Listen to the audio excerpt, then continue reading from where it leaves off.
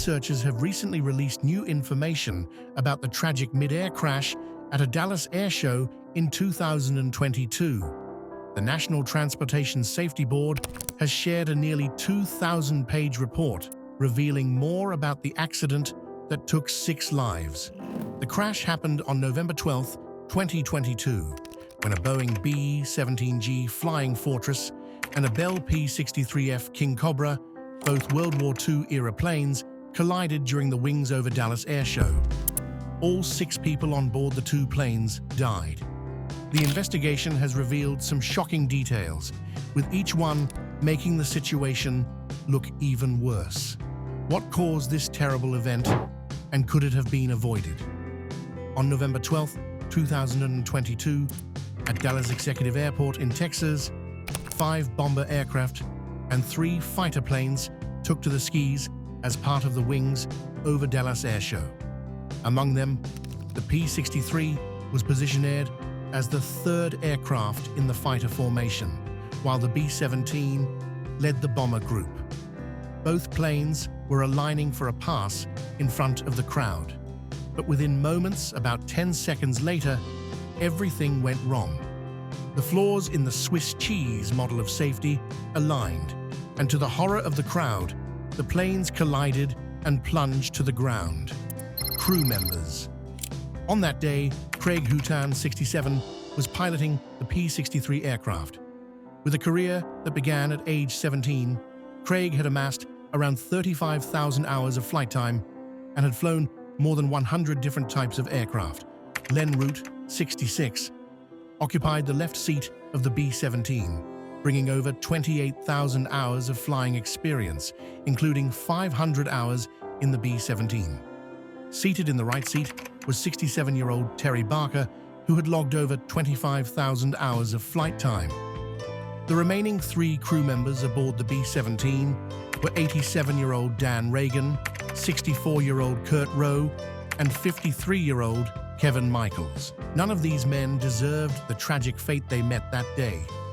Together, they held over 85,000 hours of flight experience, leaving one to ask, how could such a devastating accident have occurred? This leads to the man controlling the airwaves that day, guiding them on the radio. Air boss role. The FAA states that an air boss is principally in charge of overseeing airshow operations on runways, taxiways, and the surrounding demonstration area. This definition, however, omits an important detail. It makes no mention of the air boss's responsibility to guarantee participants' overall safety or the safe separation of aircraft. It only mandates that the air boss give a safety briefing, which will be covered in more detail. It's crucial to remember that an air boss is not an FAA-certified profession. Rather, air boss qualifications are managed by the International Council of Air Shows, ICAS, which officially launched an air boss recognition scheme in 2019. Their definition emphasizes terms like command and control presence and mastery of air show regulations, assigning the air boss the responsibility to ensure the air show is conducted safely. The air boss for the Dallas event was qualified and had a current letter of authorization. He had actually held the position for almost 20 years. His interest in air shows started early. At the age of 14, he controlled radios for the first time, and by the age of 17, he was conducting airshow sequences. His father, an air boss before him, played a major role in his admission into the field. The air boss had been employed as a qualified tower operator at Fort Worth Mecum Airport from 2008 to 2009, 13 years before this sad incident, and had a private pilot's license with about 1,800 flying hours. He has participated in over 300 air shows during his career and worked 16 air shows that year alone by the time of the event. His principal job was at an auto body collision center. Airbossing was just his side gig. His selection for the airboss role seemed largely due to familiarity, having been involved with the Dallas Air Show for 7 years leading up to the tragedy. This familiarity may have led organizers to repeatedly hire him without conducting thorough evaluations. To better understand the role, the NTSB consulted with organizations that host 2 of the largest air shows in the country. One of these organizations expressed concerns, stating they knew the air boss well and were familiar with his father's methods, which they considered inappropriate. Given that the son had learned from his father, they were apprehensive about his style and never sought him out for their own events. Performers often left his briefings unclear about the plan, which brings up the critical question: what was the plan to prevent these 2 aircraft from colliding? The deconfliction plan. No matter the size of the air show, a thorough deconfliction plan is necessary. By following this plan, participating aircraft will be properly informed on how to avoid incidents similar to the one that occurred. There is no questioning the existence of a deconfliction plan. Videos of the tragic incident demonstrate that mishaps can occur even in the presence of a well-thought-out plan. In light of this, everyone's most important question is, what precisely was the plan? There needs to be a clear plan in place to prevent conflicts when several aircraft are using the same airspace, particularly when they are not flying in the same formation. It would have been a major contributing factor if there had been any uncertainty over this technique. There are basically 4 main ways that deconfliction occurs. The first is lateral deconfliction, which designates distinct show lines and holding sites for aircraft to adhere to so as to prevent intersections. For instance, there were 500 and 1,000-foot show lines in the Dallas Air Show, which indicated the separation between each line and the crowd. The next step is vertical deconfliction, when various aircraft are assigned distinct altitudes or altitude blocks. This keeps them from overlapping by keeping them at distinct altitudes. Timing-based deconfliction follows. With this technique, the air boss can decide when each aircraft breaks out of the holding pattern, allowing them to operate at whatever altitude once they are inside the assigned show area. Once their pass is complete, they can go back to their holding altitude. Lastly, there is visible deconfliction, in which pilots are supposed to look out and avoid one another while sharing the same airspace. Interviews indicate that a lot of people believed the fighters would continue to fly above the bombers, but the problem appears if no particular heights are assigned. Because of this, fighter pilots are forced to either continuously watch the bombers or depend on the air boss to handle the separation. For the wingmen, visual deconfliction makes things even more difficult as they have to concentrate on both maintaining their formation and while tracking several bomber aircraft. Air boss on altitude assignment. When questioned about his approach to deconfliction, the air boss was asked if he typically assigns altitudes to aircraft. He responded that such situations don't arise often, and therefore it isn't something he would usually consider. When pressed further on why altitudes wouldn't be used to separate aircraft, he explained that different hard decks exist for various locations, which limits altitude assignments. According to him, assigning altitudes can lead to running out of altitude options due to ceiling restrictions. To be clear, hard decks refers to FAA rules that specify the lowest an aircraft can fly during an air show depending on its distance from the crowd. But in actuality, the right thing to do is to begin pulling aircraft from the show if weather-related height restrictions occur. This is a common approach to risk management. Every formation in the Air Force has an altitude block, but weather backup plans are always in place.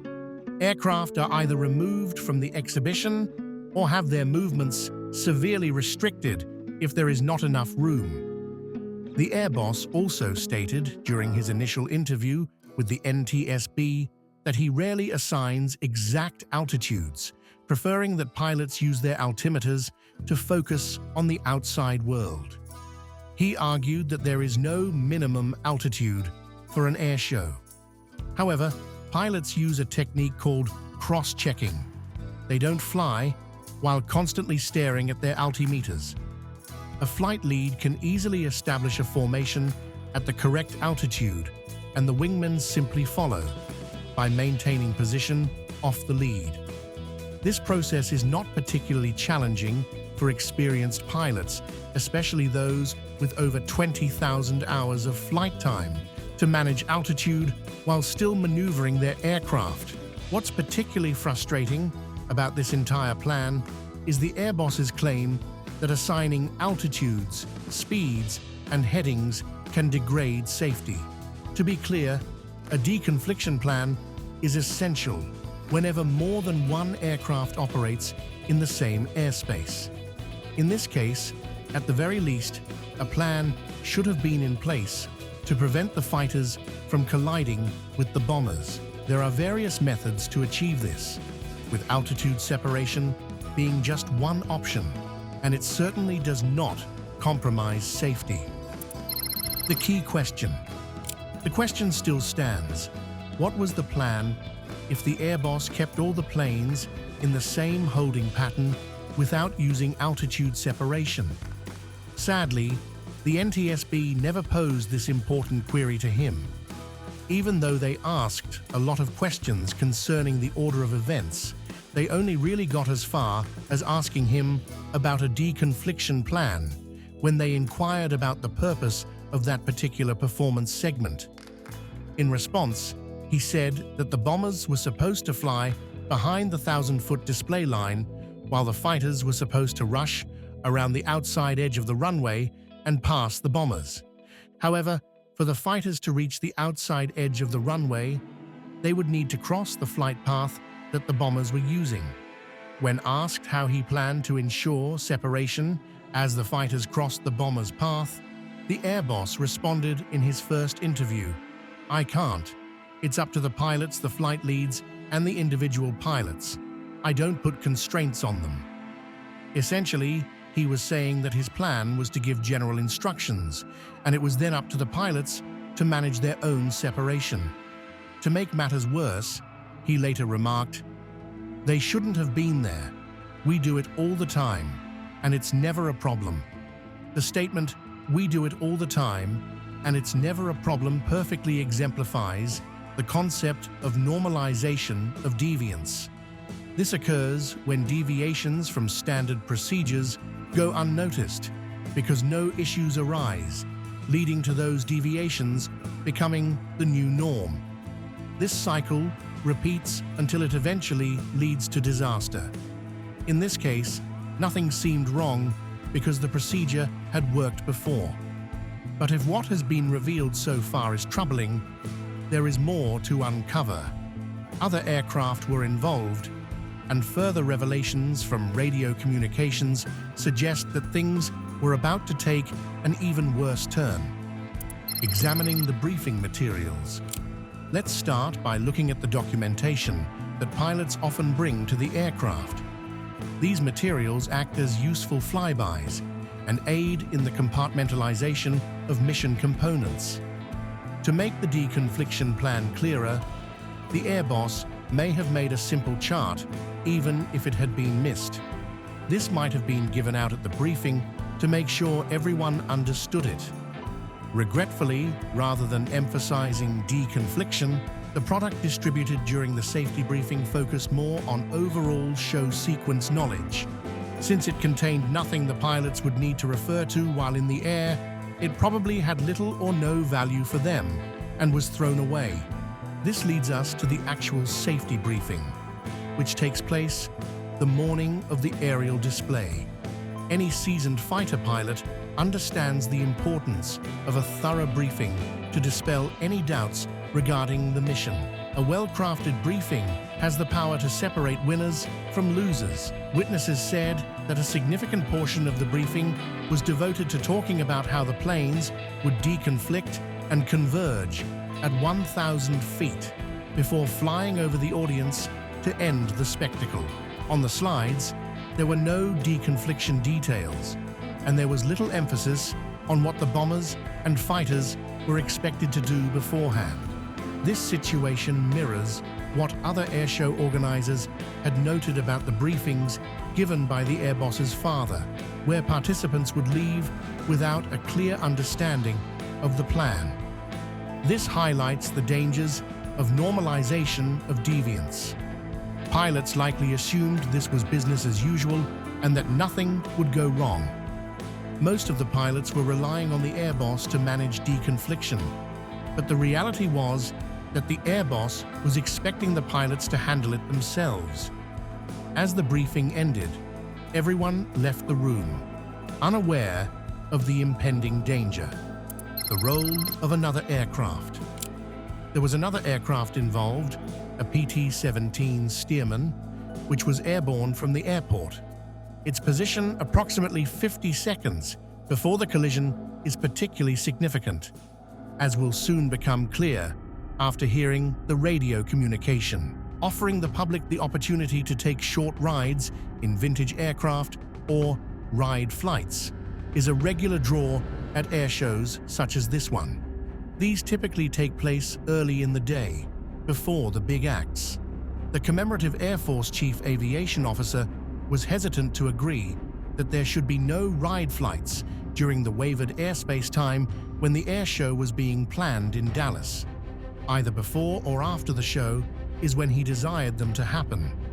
He eventually gave in to pressure from a number of powerful people, including the air chief, and permitted ride flights to operate within active airspace as long as they could only take off and land while no other aircraft was in the air. As it turns out, during this segment of the show, there were two ride flights. The first was a T-34, which touched down 6 or 7 minutes before the crash, while the bombers were still in the air and the fighters had just started to fly. The other aircraft was the PT-17 Stearman, which is seen in the picture as it was about to land at the moment of the collision. When asked if it was common practice to have planes landing during air shows, the Airboss stated that it wasn't standard. However, he added that not all Airbosses had the skill set to accommodate such requests, implying it was normal for his team. While this may sound critical, it suggests a level of arrogance. Once again, it was normal for his team. While this may sound critical, it suggests a level of arrogance, once again highlighting the normalization of deviance and macho, one of the hazardous attitudes in the aviation industry. The issue is that managing an additional aircraft only added to the Airboss's workload. Instead of focusing entirely on the fighters and bombers, he was now also tasked with deconflicting the landing of the PT-17 Stearman amidst ongoing aerial activities. Though this ride flight was not the direct cause of the tragedy, it became a significant contributing factor. The sequence of flight. As for the sequence of events, the bombers were the first to take off. After getting airborne, they executed a right-hand turn, circling back over the crowd, perpendicular to the runway. From there, they made another right-hand turn, curving back around to fly along the 1,000-foot show line. This maneuver, known as the dog bone, refers to a turn away from the airfield to create enough space to line up with the show line for the next pass. After completing the first dog bone, the bombers began a left-hand turn into a racetrack pattern, awaiting the fighters to join them. The fighter formation, marked in green, also took off with a right-hand climbing turn and entered over the crowd, eventually joining the bombers in the racetrack. Once all 5 bombers and 3 fighters were aligned, the show was ready to begin. Now, let's turn to the final portion of the audio to better understand what unfolded next. Clarifying fighter instructions. From the next recording, it was evident that the communication was not clear for the pilots. "Say again" for the fighters was a phrase that indicated a lack of clarity. These pilots were trying to manage their formation while flying, and the air boss was attempting to relay crucial instructions in under 10 seconds. What's more, the air boss directed the fighters to the 500-foot line. But this command went unacknowledged since it wasn't clearly understood. He had just informed the B-17 that it would be on the 1,000-foot line, followed by a quick directive for the fighters to trail behind the bombers, with the intention of rolling them back in front. However, this radio exchange didn't allow the fighters any time to respond, as the air boss immediately shifted focus to communicating with the PT-17, which was still in the process of completing a ride flight and preparing to land. This is why the ride flight became so significant. It consumed precious radio time that could have been used to clarify the upcoming maneuver. And at this point, the final holes in the Swiss cheese of this situation began to align. 30 seconds before impact, the air boss remarked, "Nice job, fighters. You're coming through first. That'll work." B-17 and bombers on the 1,000-foot line. The issue here was that from the air boss's viewpoint on the airfield, it would have been nearly impossible to determine whether the fighters were indeed out in front. He was essentially stating his plan aloud once again, which may have influenced the thinking of the number 2 or 3 pilots in the fighter formation. They likely believed everything was progressing as planned, with them leading the bombers, and thus assumed no conflict was imminent. Final moments before impact. 10 seconds before impact, the air boss once again called out, "Nice job, fighters, come on through." This was the final radio communication the P-63 pilot needed to confirm his belief that he was leading the B-17. The air boss's words reinforced his assumption. "Nice job, come on through." This likely explains why the P-63 pilot never banked his right wing to check for the B-17. His focus was solely on following the P-51 ahead, and although it may have been possible for him to spot the B-17 on a collision course, the bomber would have appeared motionless in his line of sight, blending into the canopy.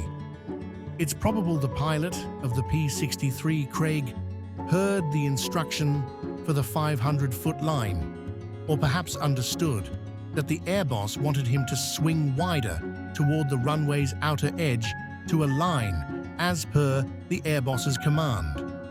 Tragically, we will never know for certain.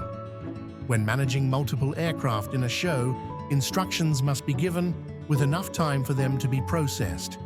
Pilots need the opportunity to respond to the commands. Without that exchange, there's an assumption that everyone is on the same page.